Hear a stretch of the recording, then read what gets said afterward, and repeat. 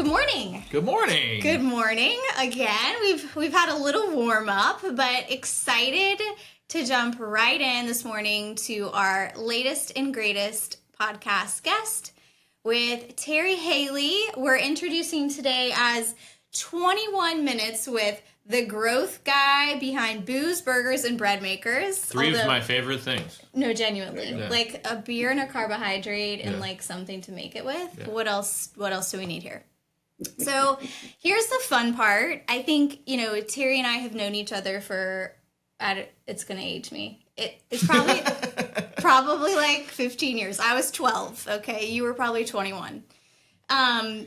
And so we have worked together in like a number of capacities, which is what makes this super fun. Terry hired me, like he was my for real boss back in the day. Oh, man. That's how far back we go. I know. We're going to have a side chat. I knew it took me 5 minutes and I knew it right there. Oh, I love it. Cool. And then, since then, obviously, you have transitioned your career into some really impressive roles through CMO, CGO, you've worked in private equity, consulting, all kinds of different industries. So I'm really excited just to really dig in today and ask you some hard-hitting but super fun questions. Why don't you kick us off? We always try and open with like a little bit of an icebreaker. So I know your love for food. So here's what I want to know.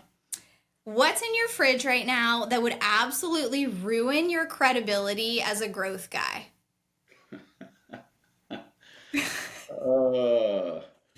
It's probably got to be some kind of stuff.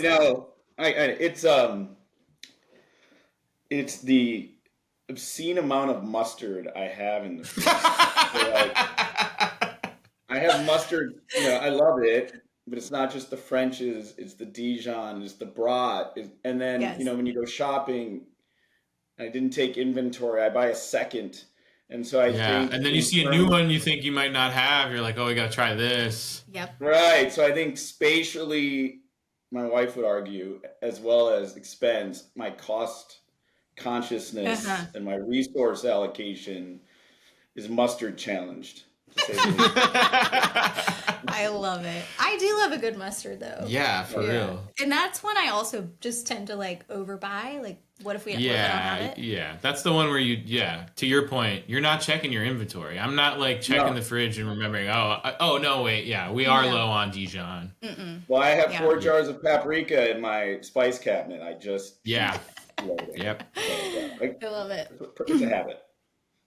So, Terry, I think it's so cool how you've been able to transition throughout your career from a number of different industries. I feel like especially so many marketers just get locked into one vertical. Can you just explain a little bit how you have successfully transitioned? So I want to understand, between burgers and blenders. I mean, you've seen all types of different even business models to that degree. What do you attribute being able to transition between those? How did you do it? How did you navigate that? Yeah. No, that's a great question. I think there's an arc, right? There's kind of a mealtime social connection arc, right? And but you're right, underneath that has been from industry to go-to-market model to ownership structures, every role has been profoundly different. And I think it's, I think the skills are highly transferable. I think that's something, good growth leaders, good marketers, if you understand the consumer insight and how to drive outcomes, it's highly transferable. But I think the biggest thing is like entering with humility to every place you end up going, right? So, every role is to kind of, that first 90, 180 days is kind of bifurcated on quick wins and where can you create immediate value, but just learning curriculum, talking to your customers, getting to understand the nuances and actually holding back a little bit on like inserting yourself. Like when I went to Pampered Chef and it's direct selling, I knew nothing about that go-to-market model. And I would just write notes for the first 90 days. I still use a notebook. I'm one of the only people who does that. But I We You have know, I notebooks. hate Yeah. We love We're both notebooks. notebook people, so Yeah, Nice. highly Love recommend a it. notebook. Love it. It Yeah. keeps you connected. But I just would, at 90 days, I allowed myself to take it out with a red pen. And, the playbook I would have come in with would not have worked. And so to yeah. capture the nuance and understanding, and I think a lot of it's just getting into it. Like every restaurant was work every job in the restaurant before you start making recommendations because you got to understand it. And so I think to me, that's the biggest. But when you get there, to me, it's been a really, I wouldn't have changed it because I think it really builds different muscles and different vantage points, right? You get holistic look at insights, you quickly learn how to assess a marketplace and a business and really look at it through a new lens, which I think for a company bringing you in is a benefit that you may see things that aren't seen. And then you just don't run a playbook. So you learn to build playbooks, for the company you're with or the industry or model versus just running. I think that's where you can come up with some really differentiated, unique ideas. So to me, it's been so much fun. I'm kind of insatiably curious, so it feeds that a little bit. There were like 3 nuggets that you just dropped as I'm retracing all of these really good like transition points. So I would love just for a second to consider, as a marketer, we think about how do we market the brand and who the consumer is. But I think what you're describing is during your transition, you then had to learn how to market to the people in the room, right? Who were going to be your team through listening, through gathering feedback. Like that was your original focus group, right? And trying to notebook style, write down all the takeaways and figure out how to bring them along is what I'm hearing you say, which I think, as an agency and for our clients specifically, as we're like coming up with campaigns and pitching ideas in a similar fashion, like internally, as you're describing, coming with new solutions, how do you then get buy-in, right? Because you're the new guy in the room. So how do you think that you have found like the ability then to, new guy, you want to improve, you're seeing these opportunities, you're bringing this all together, and there's like a committee around you, right? And so you're the orchestrator. How are you able then to like take these learnings, from, I love that you just said, humility, right? Is trying to come to people with a solution. Like how have you taken that and been able to then get buy-in from your internal team first, I imagine, right? Oh yeah. No, that's a really good insight, actually. And actually I screwed that up when I first went into restaurants, I came in hot. Like, I was a lot younger. Probably I hadn't built certain EQ muscles yet, but I came in a little hot and it wasn't working. It wasn't really working. I mean, I didn't know what I didn't know, but they also didn't know what I knew and what I could do. Ooh, I like that. And so I think to me, the number one is like, first is like you build credibility before you take big swings. I mean, and another is understanding what the real problem is. I think a lot of times you go in, I've seen like marketers, your instinct, I want to create and do something big. So it's like right to repositioning, right to the big swing. But are you there to be a transformer or an accelerator? Like where's the business at? Ooh. What's your role? Just drop that right there. Terry's dropping bars. Okay. But I think that's really important, right? Because if you're transforming and they want acceleration, you're already so understanding the real problem. And then 2, building like trust and credibility. Get some wins, but also like listen a lot. Like show that you're part of the team, not a marketing silo. And I think the third one, particularly if it's like a bigger campaign or I think a bigger idea, I think to me it's what happens before the pitch that is more important often than the pitch. It's like what's the groundwork you're laying? I think one, you're the owner of the customer, right? And I think a lot of what drives rejection sometimes, or some of the difficult discussions, is people don't have across the org don't have that same knowledge of the customer.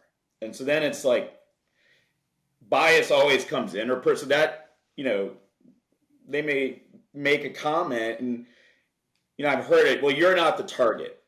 Well, perhaps they should have known they weren't the target before the pitch. And so now Right. that land, but who the target really is. And so I think rooting in the customer is super. And then, to me, it's a lot of one-on-one discussions where you're not pitching, you're probing and asking. And so I know on the agency side, I've had a lot, don't show anything till the pitch because it's the big reveal.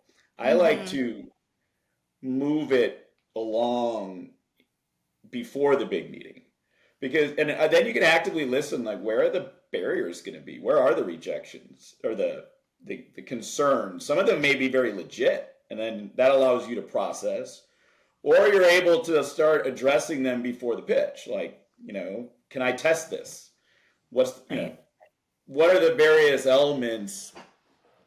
And so I think that's one of the big arts is like, how are you doing the work before the big meeting? And I don't think that's just for a big campaign idea. I think any big change or initiative, how are you working with your stakeholders so that you know the cards that have been dealt in the room before you're actually in the room.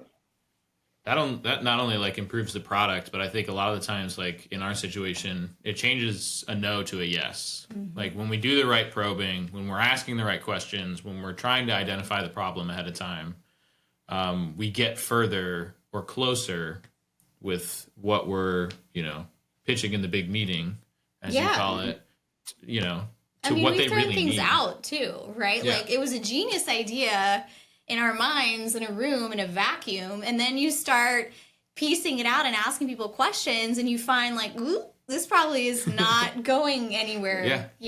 So true. So let's put this with in like box. Sales and ops. What's the thing that kills big ideas or great ideas is execution. And so if you aren't really and then obviously there's measurement, right? And so you should be working with the CFO on measurement up in front, right? Because there's nothing worse than when you get to the meeting, one group thinks they've hit the goal and the other one doesn't agree with how you were measuring the goal. Or your sales team or your ops team is, can we actually do this and bring this to fruition? Otherwise, it's really not that great. It's not a great idea unless it's accounted for those things. And I think that's the input you want. I mean, that can tune an idea to make it a success. Right. Yeah. I feel like for me, I go back to like the world of Don Draper, where people think we just like sit in a room and drink martinis and like come up with good ideas, which we do. But also, eventually the idea has to like become something, right? And so I would love just to understand from you, transitioning in that mentality of like CMO, Chief Marketing Officer, to CGO, Growth Officer. And sometimes those things I feel like can kind of go head to head because to your point, right? Like you just said, a great idea might be great, but it's the execution of it and the growth and like what happens after we let Pandora out of her box, like does it go anywhere or is it really just a good idea for the sake of a good idea? Do you have any, suggestions to people listening who can't really figure out how to make that jump? Like, what's your recommendation? Yeah. Well, it's kind of interesting because I don't know if I see outside of the middle letter, a huge variance of what I would expect a CMO to be today versus a chief growth officer. I think the role of the Chief Marketing Officer is so fundamentally shifted, and I think it's only going to continue to evolve.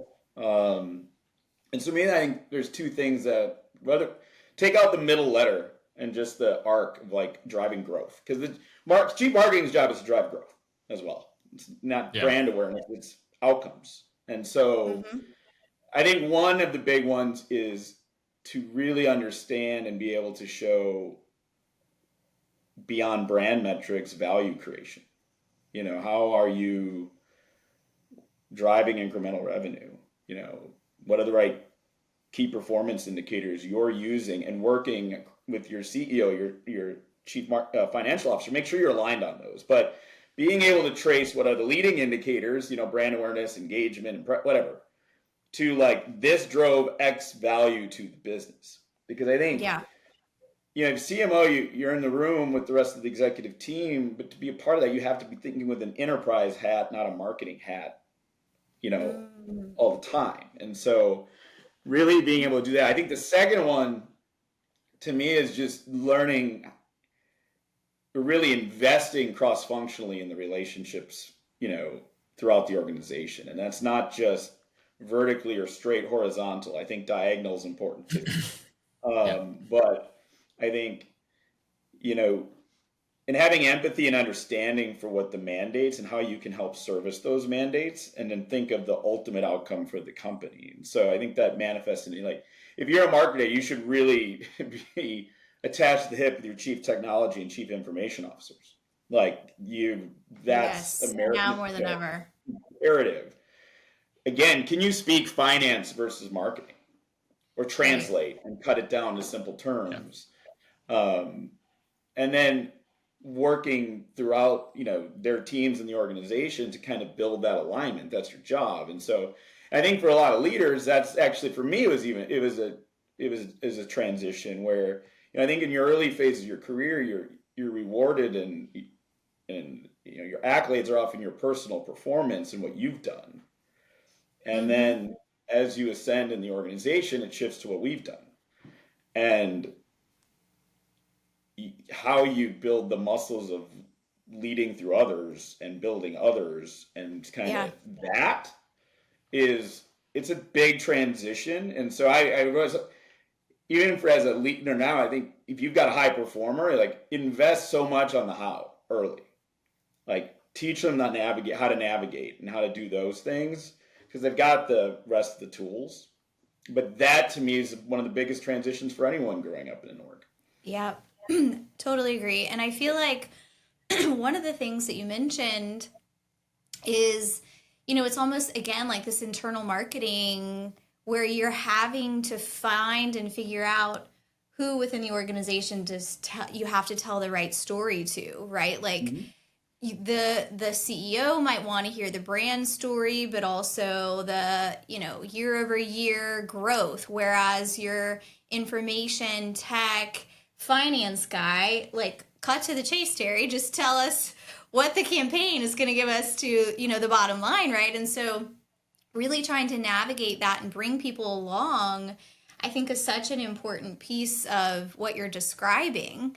Yeah. I know because, you've had a background that you've worked with MLM consultants, almost like little individual Mhm. brand and business owners themselves, as well as like the full funnel brand of trying to bring that nugget idea flushed through finally to like the end consumer and it's on their plate, right? So like Mhm. a really varied walk of how to produce those results. So it's a long-winded way for me to ask a question, which is, how have you been able to like energize and motivate people that don't necessarily work for you, right? But Mhm. like you need them to work for you, but they don't work for you. Something we try and do every day. Literally every day. Yeah. Yeah. So, No. like, has there been a mechanism or like a rally cry, or how do you even begin to motivate people that don't work for you to move the direction and to Mhm. do the things you need and want them to do for the success of the brand? Empathy, I think, Mm, is the word. I think, and I think it falls in, Pampered chef, and, kind of a direct selling model. Yeah, you've got tens of thousands of independent contractors, and they're amazing, and they give a damn. They just not give a damn about what you want them to yeah. give a damn about, right? But I think for me, it's just so important. But I think the same would apply to restaurants. When you've got operators, I think the same would apply, in CPG or beer, where you've got beer in particular. You've got not just your sales team, but you've got wholesalers, distributors, where you're competing in the in the distributor level for attention. Right. Yeah.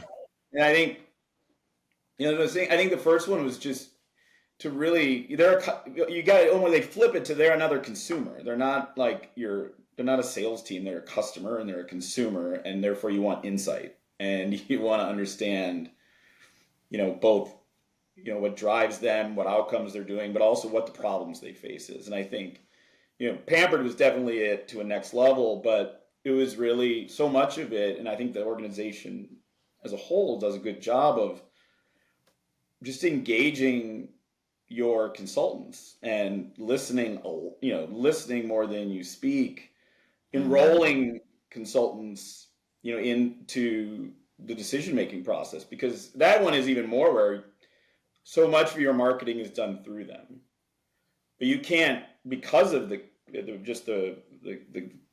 construct of the organization, the 1099 relationship, you can't tell, you have to influence. Wow. So getting bringing them to the table, because one, you're amazing what they're going to tell you that you didn't think of.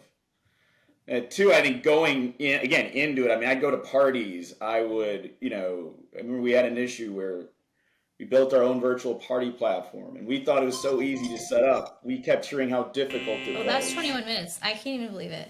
Keep going. Oh, wow. We're in overtime. We're in overtime, people. I'll close this out. But I think I'll bring it down is, one, listen a lot. Two, enroll in the conversation. I think the third big one is within that is finding, I think franchising. I mean, Brittany and we had a similar is find influencers within that layer of the organization, within that relationship to partner with in your testing and your proof of concept. Because once someone that's respected, that's doing the same work, will testify to it, it becomes both, that's the proof point you want. And we'll start building a flywheel within the organization for buy-in. I think those are going to be my key ingredients to... It's like the original influencer model, except you're just using them internally as your own, your own internal marketers. I love it. We have one last closing question. We're in OT, so this is a quick one. Yeah. Finish this statement. Marketing would be 10 times better if we all just stopped. I'd say if we stopped complete bifurcating brand and performance marketing. I think they're inextricably linked. I think all marketing, first of all, should be performance driven, but I think there's, the pendulum swings always, and I think they don't work without each other, right? Eventually your performance will die down if you don't have brand. Eventually your campaign won't stay if you're not driving performance. They're just linked.